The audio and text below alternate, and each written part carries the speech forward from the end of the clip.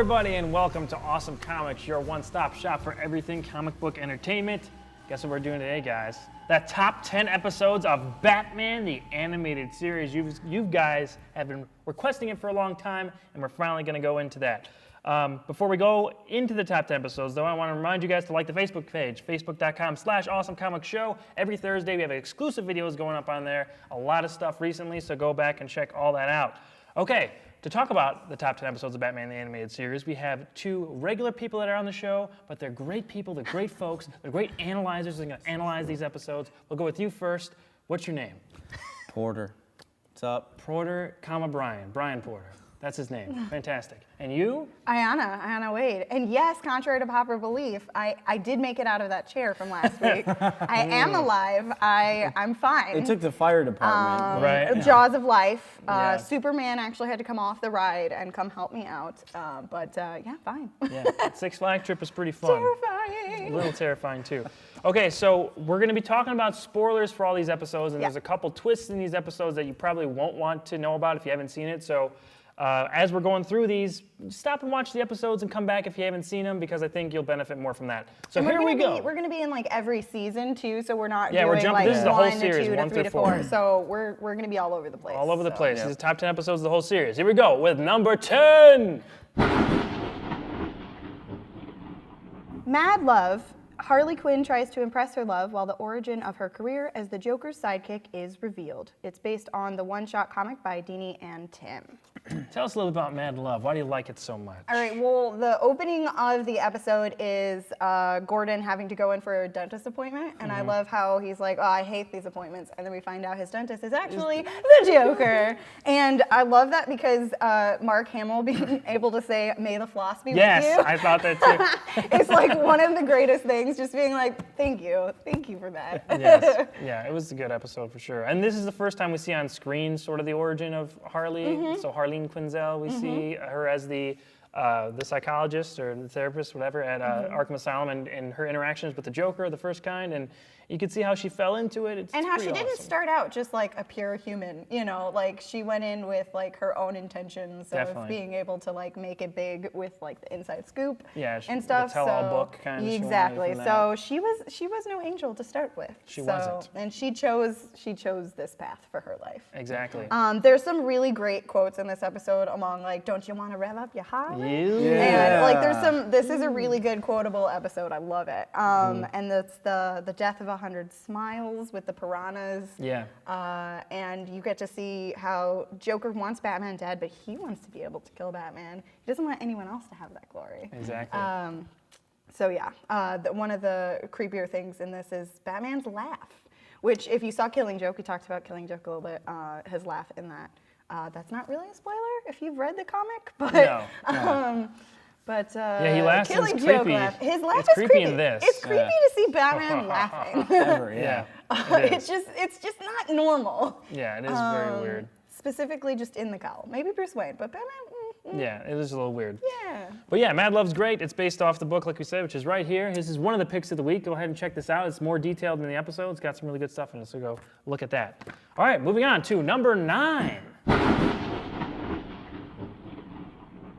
His Silicon Soul. So Hardak, his robot replica of Bruce Wayne, wanders around believing itself to be the real Batman. This is a sequel to Heart of Steel, parts 1 and 2. His Silicon Soul is really cool. This is one of the most memorable episodes. I remember this one as a kid. Like in the Heart of Steel episode, they're called replicants that Hardak makes. Hardak is this giant computer, this evil giant computer, which is very, like Superman 30s, 40s kind of thing. But it's really cool. He like makes replicants of people, so it's kind of like Invasion of the Body Snatchers. Except at the end of that episode, you see that there's a Bruce Wayne replicant made, and we don't know what happens to him until this episode. So he's wandering around, and he thinks he's Batman. He thinks he's Bruce Wayne until he gets wounded in the stomach area and has robot parts, and he's very confused. Eventually, he finds out who he is. Hardak sort of downloads himself into that version of Bruce Wayne, and it's sort of a nature versus nurture thing, because Hardak made this version of Batman, this Bruce Wayne, so accurate to the real Bruce Wayne Batman that he's fighting against the evil of replacing humans with replicants. It's just such a cool back and forth and an inner struggle that's Batman but not Batman. I like the quote in it too of when he's trying to figure out what's going on. Like why am I a robot? I've like had my brain implanted in a robot. Yeah. And they're like, no, you're just a You're robot. just a robot. All you have is memories, information, data, nothing more. Like what's the last time you tasted a really good steak or Yeah. like something like that? Like you don't have any feelings. You just have facts, cold hard facts. And I love that. I Yeah. love that like moment for him, and I love being able to see Bat versus Bat, Yeah, the that was really Terminator cool. fight. The red eyes and Yeah. everything. That was Yeah. really cool. And then at the end, when he kind of sacrifices himself, the Right, the 'cause he can't machine take a Batman, life. right? He can't take a life. As but then Batman. he thinks he does. It's very So he nuanced almost at the end. creates like there. a paradox for himself Exactly. of like, I have to do this because these are my internal commands. However, my internal commands are saying I can't take a life as Batman, and so he has Right. to destroy the upload. And stuff. Exactly. And at the end, it's very cool. That little quote. It says, "Is it possible that he had a soul, Alfred? A soul of silicon, but a soul nonetheless." Name of the episode. Great quote. Let's move on to number 8. Old Wounds. Dick Grayson reveals to his successor, Tim Drake, the secret of the strained relationships with his mentor Batman and Barbara Gordon. Okay, this is a season 4 episode. This is an episode that sort of ties back to the original first 3 seasons. It shows how Dick Grayson as Robin left Batman and that the whole butting of heads between them. It's really like kind of emotional at some points, and the whole episode is really strong, I think, character-wise. And you sort of get to see how he became Nightwing in a sense and everything. You so. see like a darker side to Batman too Yeah, in that. Which yeah, is and that's kind of where interesting. Robin starts to separate from him, I think. Any favorite moments from this one that you remember? Like the Right. whole episode is just really emotional. Like, is. you know, like Yeah. I don't really have any like specific moments that stand out to me. Right. But this episode, I just remember like being like when Dick's telling him like you're like, whoa, like his family is here. You can't yeah. do this in front of his family. Right. I think that's the moment that I was like, oh, Batman. Jeez, Yeah, I know. like, But then calm at down. the end, you find out that he works for Bruce Wayne now, and Bruce Wayne like always checks up on him. So that was a nice little callback at the beginning of the episode.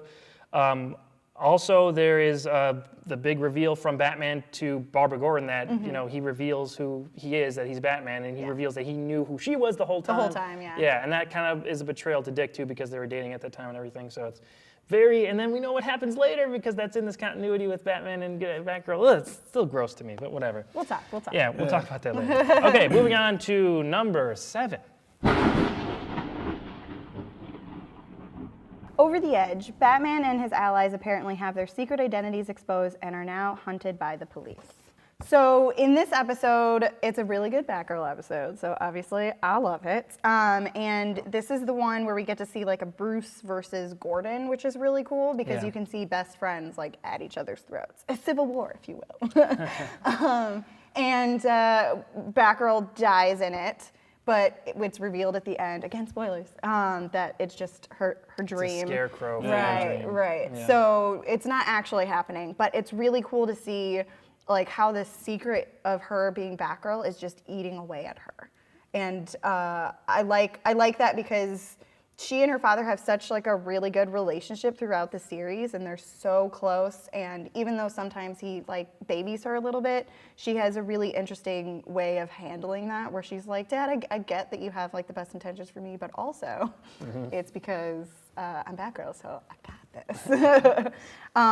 This one specifically was really weird to rewatch after Killing Joke because she had such a difficult time like being able to like confront Gordon at the end, like after her like fever dream. She actually does go to her dad and try to explain who she is, and he's kind of like, "You don't have to finish that sentence. I know you know what's best." It's right. He kind like, of knows that. I don't want he to kind of says this. like, "I know, but we don't have to. It doesn't have to go said," which is like really cool. But if she has that much trouble telling him that she's Batgirl, imagine what she would have to do when she told him, "Oh, by the way, screwed your best friend."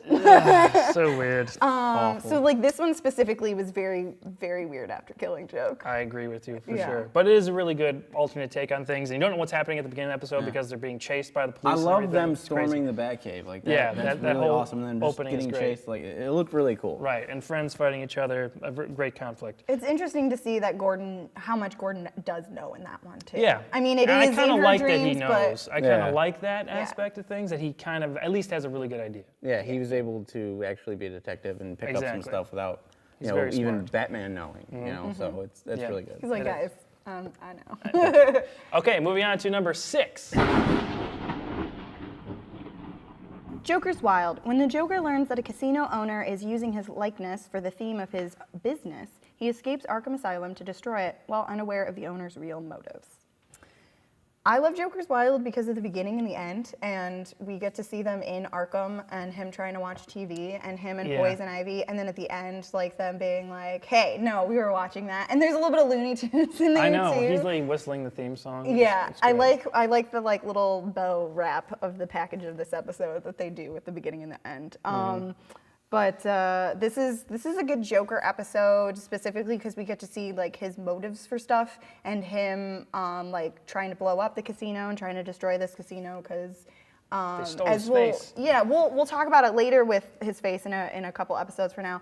But he has a brand, and so someone like tried to steal his brand, and his brand is very important to him. That's kind of Right. his career.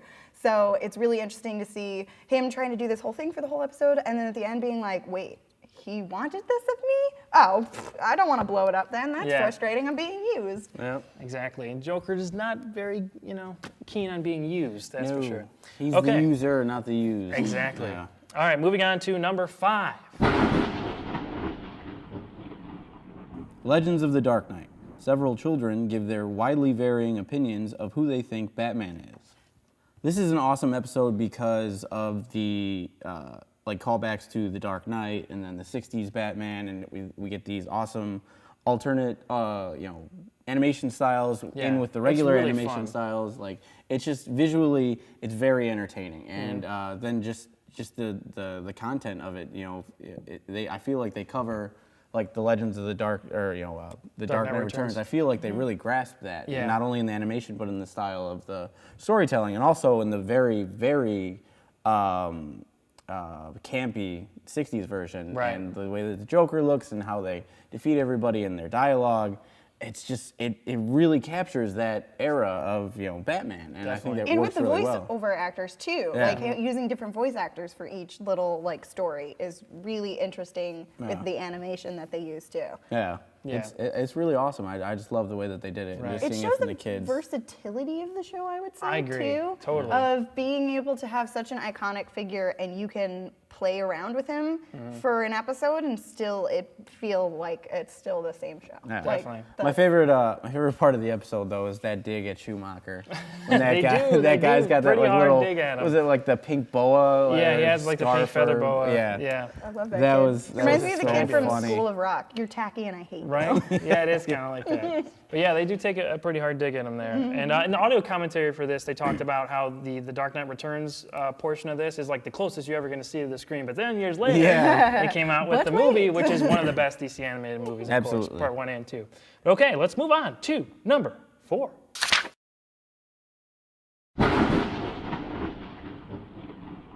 Shadow of the Bat, Parts 1 and 2. Commissioner James Gordon is arrested for corruption, forcing his daughter, Barbara Gordon, to make a dramatic step to help him. First official appearance of Batgirl in the series. Let's be real, I love this episode. It's a great, great Batgirl episode, and it's the first, episode that we see her origin in, which is really cool. Gordon is arrested at the beginning of part 1, and it's because he's allegedly taking bribes. Right. And Barbara is saying, trying to help him and everything, and she says to Batman, you got to help him. If you just show up, it'll be such a great symbol for the people that you support him and that he's innocent. And he's like, nah, I can't. Sorry, brah. Can't do it. And she's like, oh, okay. Well, you'll be there one way or another. And then we get to see her donning the suit, and you can tell right away based on the physicality of the character that it's not Batman. Before you even see that he obviously is bustier than usual. He's been working on the can A little see- bit smaller You can and see bigger right of a away, chest. that's something's fishy about Batman. Right. Just the first shot of him, and then the little reveal with the pulling off of the cowl. Yeah. You see her hair. and oh wait, it's Batgirl, and. There's some Two-Face in this one, Yeah. and stuff like that. And I like the quote towards the end too. This is in part 2. Yes, we mashed 2 episodes together. Deal with it. But it's at the end of part 2 when she's saving the guy and he's like, "Oh, I didn't know it was you," and Barbara says, "Would it have made a difference?" I love that bit where, as if he knew, like, "Oh, it's Barbara. I'm sorry about that. I just thought it was Batgirl. Excuse me." Right. And the back and forth between Robin and Batgirl in this too is like little quippy stuff. I love that stuff too. I like it because it kind of reminds me of the Batman Eternal, the first issue of Batman Eternal from a couple of years back with Scott Snyder. You know, Gordon's arrested, but it's for different reasons. But Batgirl's still like, holy shit, my dad's arrested. I gotta fix this, and she's all crazy and all that. And it's like, I wonder if Snyder got any, maybe. ideas You never from know. this episode. I love it could any be. time that Batgirl is around Commissioner Gordon too, as Batgirl and not as She Barbara. doesn't know how to When play she it. has to Yeah. say, "Oh, come with me, Commissioner," or "Commissioner, why don't you go with that guy?" And you're like, "Just say Dad, Right. Dad, go with him." Wait, I mean, you're Jim? not my father. That's laughing. Speaking of laughing, let's go to number 3. The Laughing Fish. The Joker starts threatening the patent office staff when they refuse to patent his disfigured smiling fish. I love this episode. Personally, this is my favorite episode of the entire series. I remember seeing it as a kid in the early 90s. Like, I don't really remember too many from when I first saw it. I remember seeing it as a kid and being creeped out by, that cat scratching, Batman in the cowl turns out to be the patent officer guy, That laugh. that laugh, Batman laugh. and the way he looked Yeah. too, and his neck was like really like the animation style looked crazy, and then that cat laughing. It's with like a deep, like howling laugh almost Yeah. with the fish in the mouth. and, Yeah. Oh man, it was really scary, and I just remember the fish. I always, and I've thought about it just randomly when I think about the Joker and Batman the Animated Series. My mind always goes to the laughing fish, and it's been that way for 20 years. Yeah. Oh, God. It's been a long time. But I love that episode so much, and it's so funny, and just the Joker trying to patent his face It's on his- fish, it's his brand. and then selling it in Yeah. that commercial Right. that he does, and it's so funny. know. It's just classic The Joker. Harley It is. song, the da da da da da, and oh so delicious. Yeah. It's Joker fish. Yep. Honey, what are we gonna eat for dinner? Yeah, I remember this with episode. him, with him as the Gordon Fisherman. Yeah, he's too. got the slickers on. Yeah, that's- Exactly. It's This so is my funny. favorite Joker episode too. And the showdown they have at the end at the rooftop, very, very good stuff. yeah. I love it, and he pulls Classic. the floaty Yeah. out, and it just. Poof. Great stuff. I like there's a couple of quotes I like from this episode. The Harley as a mermaid when he just sticks the fish Oh, head yeah. on is really Yeah. funny. Stuff. And the Happy Meal. It's a Happy Meal. about Okay, it. fine. And then like earlier in the episode when someone says, "Great Scott," and he goes, "Actually, I'm Irish." Right. I It's- love it. There's some really good quippy like dialogue in this Definitely. episode. It's funny, it's scary, it's very, very good. It's very Joker. Yes, yeah. definitely very Joker. Moving on to number 2. Beware the Grey Ghost. A series of bombings reminiscent of a long-lost TV series occur, and the washed-up star of it may be connected. Adam West as Simon Trent, or the Grey Ghost. Obviously, I love this episode because Adam West is in it. What a great. great! I love when they use different voice actors throughout the series that kind of give little hints, like little nods towards other Batman stuff. And Adam West being in this episode as a Batman-esque character. Yeah. Mwah. So good. It's so good. I love that image of him trying to watch the old series, Bruce Wayne trying to watch the series with Alfred playing it on the projector, and it does this like shot where it spins around him and Oh, then yeah. he's young again. Yeah, that is great. That image of just him as like young Bruce Wayne is With so Thomas cool. Wayne, Right. like Right. that was Yeah. fantastic. Great. That whole animation. Oh, Yeah, fantastic. I think that might be one of my favorite parts of this episode. This is personally like my favorite episode of the series. It's just so well done.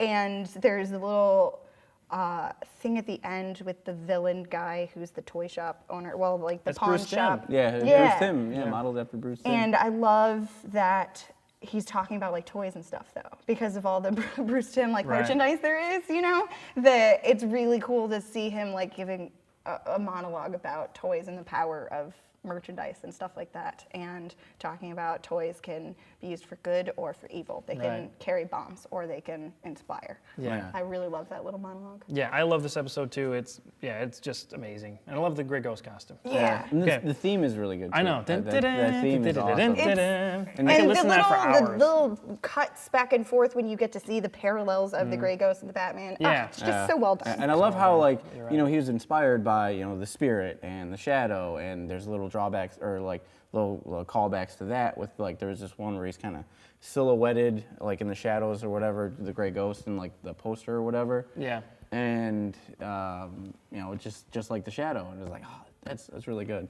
Yeah, It's all season good 1 stuff. too, you guys. Like Yeah. it's starting off so early on Yeah. the show. I think there's being a so good. poster somewhere in the film or somewhere in the episode talking about Clayface. What's his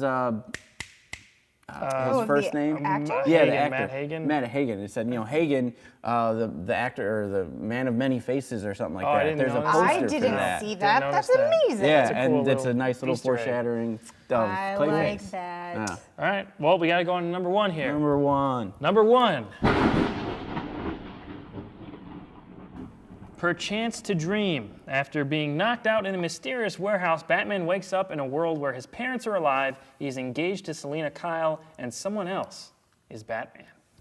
Yes, this is our collective number 1, my personal number 1 as well. I love Perchance to Dream. I think it's a great example of why the Mad Hatter is a fantastic villain that needs a live-action interpretation. Absolutely. I understand that, the Johnny Depp thing with the Alice in Wonderland has kind of made him sort of unattractive now. So you don't play him. You don't have him play him. Who would you Of have course. play Mad Hatter? Who would I have? Yeah. I would have to think about it. Who would you have play Who the would you Mad have? Hatter? Yeah, Tell us in the definitely. comments down below. I think he's a freaking great villain, and it's because of this kind of stuff, like the mind control, sort of going in and changing everything. There's so many cool Easter eggs in this episode. When things are kind of starting to go a little weird, that's when you hear, like, very subtly the Mad Hatter theme is in there, and then it builds up and builds up and builds up until that clock tower or whatever, that church steeple thing at that graveyard. When Batman fights Batman, or Bruce Wayne fights Batman. It's just Again, Bat versus fantastic Bat. stuff. Love it. Well, Yes. it's not as bad, but you know what I'm saying. Yeah. I love when he has to fight himself. Yeah, man versus self. It's the Yeah, best kind of it's- stuff. And then It's seeing pretty his much parents this. and then having His parents are alive. Kevin Oh. Conroy voice his dad Yeah. was awesome. I think that worked really well. I like, yeah, we've got an appointment too on the golf course. Yeah, great stuff. But just seeing just his him having his parents, parents. is Yeah, I agree. But there's that moment where he believes that it's real, where he Yeah. completely buys into it for a few minutes, and it's like, oh, this is Batman. This is Bruce if he would have just been a good-hearted, regular guy Yeah. if his parents didn't die in that horrible way. And they play the Batman theme, dun, dun, dun, dun, but it's very like majestic and happy, and it's so Yeah. weird, but I love it. Yeah.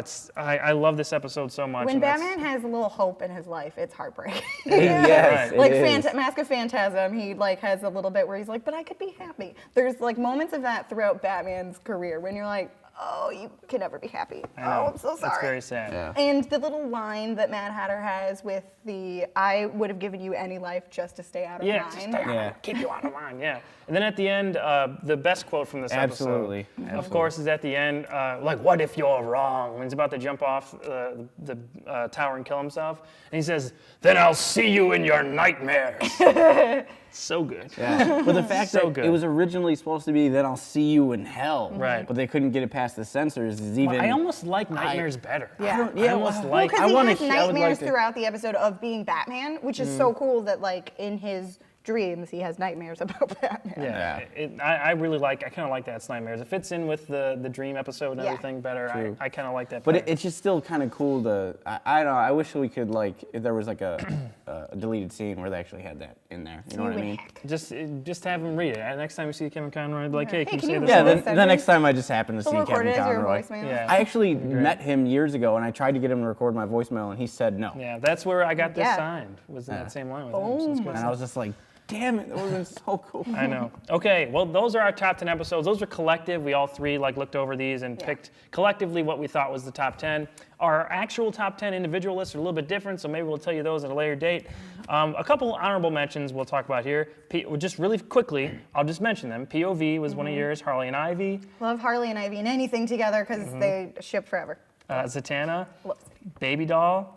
Mine, Page and the Crime Doctor, love it. Robin's Reckoning, The Origin of Robin, I love that fantastic. one too. Yeah. I Am the Knight, Batman kind of gives up being Batman for a bit, that's fantastic. Yep. It's Never Too Late is a great story. It's barely about Batman. Batman's like a guardian angel in this, just freaking great. And Almost Got Him, which is I love Doug's the #1 episode. Opening of that is so amazing with just the hands. Like with such a strong character design, you can literally recognize everyone's hands. Right. Like during the poker game, and then at the end, the reveal of Batman with the swinging of the light with Killer Croc. That episode to me is just so visually. You can just visualize everything in that episode. It's amazing. You're right. Yeah. Okay, go on to the picks of the week. I got a couple for you here. So we talked about Mad Love already. You know, read this if you like the episode. It's a great expansion on that. It came out before the episode. Also, I brought Batman Black and White, Volume 1 and 2. Volume 1 has a story from Bruce Timm in it that's really cool. It's a Two-Face story, really fun. And Volume 2 has a Paul Dini story in it, which is, I've talked at length about Paul Dini on the show. It's a great writer for Batman the Animated Series. So if you like him, you'll like his story in here. And there's a bunch of different stories, like little stories in Batman Black and White. Go check out that line. It's really cool. Also, I have a book that I forgot to bring, but it's really cool. It's called Yes. Batman Animated. It's this big book that they came out, I think, at the end of the 90s, that talks about the entire series. It gives little tidbits about things, like original animation cells are in there and stuff, and it's really fun. Go check that out. It's a picture of it that's up right now. I hope you're checking it out. It's a great book, and if you're a fan of the show, get that book. It's really old, but you could find it somewhere online on Amazon or something. It is a great book for a big Batman the Animated Series fan, so go ahead and check that out. Okay, what do you guys want to see us do a top 10 episode of next? Just leave some comments and let us know. There's a lot of animated shows that I would love to talk about at length more and pick 10 episodes out with these guys, so go on and ask us about that. Okay, so social media for everybody. Where can we find you? Facebook.com/awesomeporter. That's great. That's a Facebook website, and that has Awesome Porter at the end. You. Facebook at Ayana Wade or Twitter. And then I also just got a Snapchat, a fan Snapchat. A lot of you know it's Awesome Ayana. So Yeah, I put it's a stuff blanket term now. these guys, yeah, because we're awesome. And we had a lot of behind the scenes at Six Flags and us on the rides and stuff on that. So yeah, come check out my story. It's just these guys. So You can follow me on Twitter at awesome_Walter. Ask me about this, about the top 5 show I do. If you guys want to suggest stuff for that, go ahead and talk to me on there. I love talking to you guys about all And that. you can always get at us on our Awesome Comics Show Facebook page. as always. Facebook.com/Awesome Comics Show. We're always on there, so if you want to talk to us, we'll be on there. Okay, so until next week, what's your name one more time? Brian Porter. What's your name one more time? Oh, Ayana Wade. And I'm Walter Benasiak. And until next week, we'll see you on the next page.